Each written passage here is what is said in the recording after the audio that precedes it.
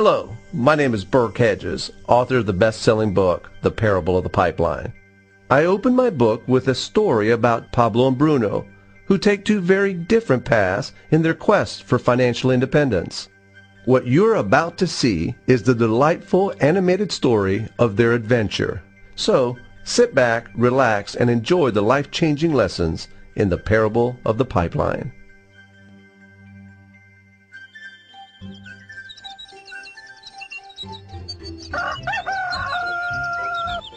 Far away, in a small village, near a beautiful valley, lived two friends, Pablo and Bruno.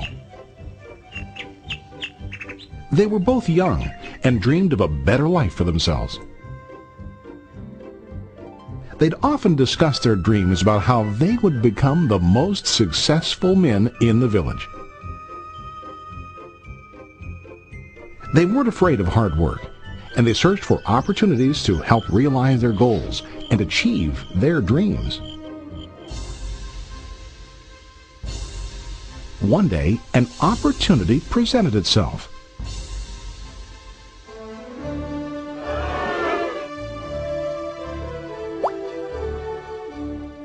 The mayor of the village decided to hire two people to bring water from a spring up on the mountain, across the valley, back down to the village.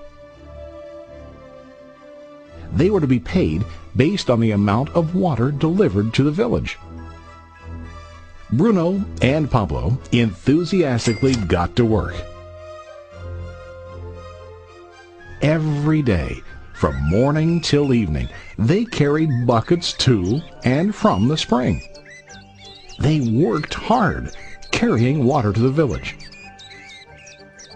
In the evening, they'd return home with their day's wages.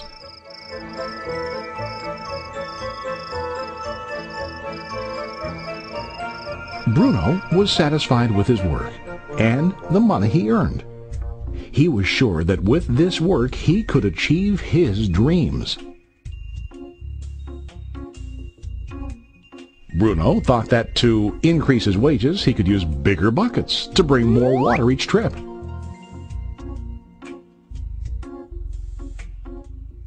He believed with a larger income he would soon be able to buy a cow and the house that he dreamed about.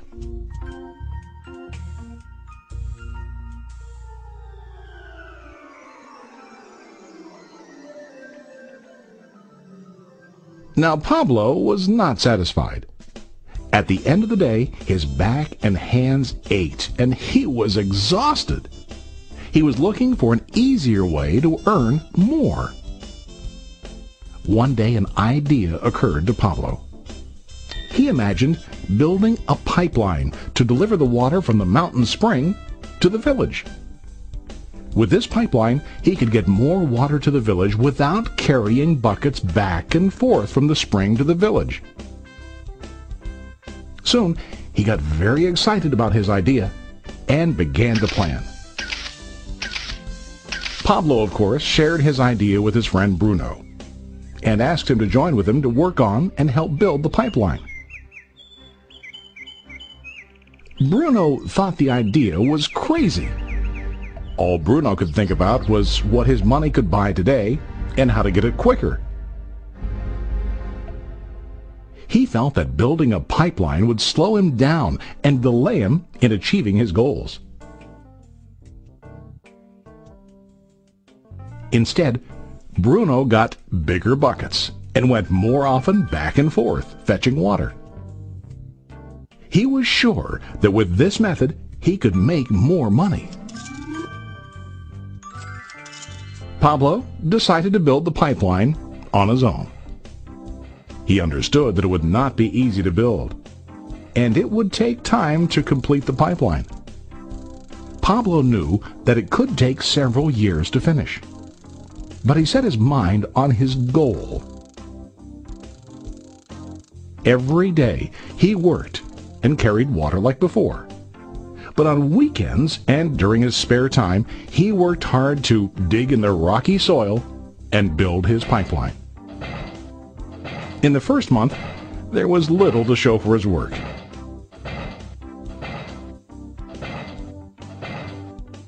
Bruno and the villagers laughed and teased him. They called him Pablo the Pipeline Man. During this time, Bruno's income doubled. He already bought a cow and a bigger house. His lifestyle changed. He now spent time after work in the bar, enjoying his hard-earned wages from delivering water.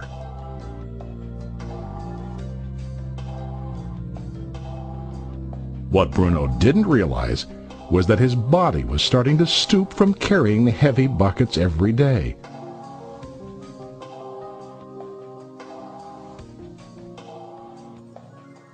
His face looked worn and his body tired. Soon, he began to carry less and less water due to the wear and tear on his body.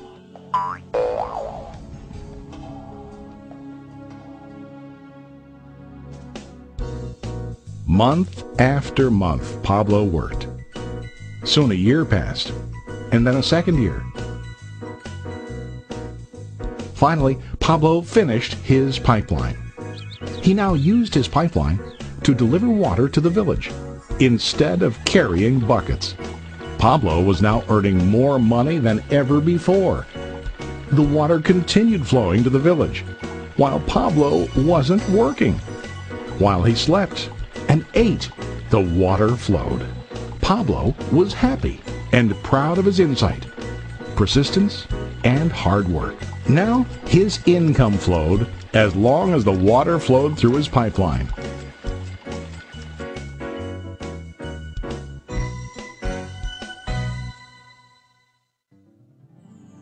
The story of Bruno and Pablo is a reflection of life.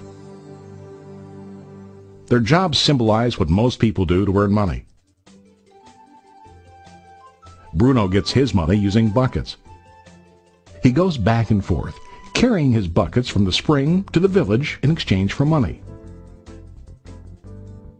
To increase his income, he either has to go more frequently to the spring or to use larger buckets. It's common in real life to increase our income by working harder. For example, working overtime or getting a second job. We also increase the size of our buckets by accepting a higher paying position, which often includes spending more time on the job. Most of us exchange time for money like Bruno. We know that every person has only 24 hours in the day and that it's not possible to use all our time to work. The most difficult time comes when we can no longer exchange time for money due to age, health, or other reasons. Then, our income stops. Now let's review what Pablo did. Very wisely, Pablo did not exchange all of his time for a limited income, but he used some of his time to build a pipeline. He knew that the pipeline would bring ongoing income as long as the water flowed. An ongoing income that multiplied the time he worked each day. Pablo knew that someday, maybe because of age or health, he would no longer be able to exchange his available time for money.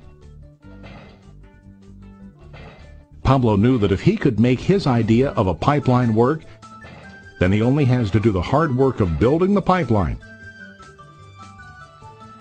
After the pipeline was completed, Pablo was able to monitor and maintain the flow of water to ensure that his income will continue. Pablo has shown us that to earn an income, we don't always have to directly exchange time for money.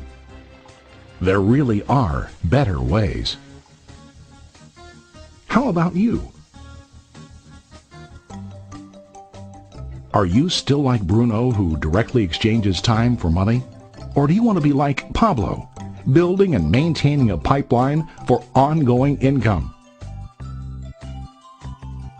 If you are interested in the idea of building your own pipeline, contact the person who lent you this presentation. You can start building your pipeline today.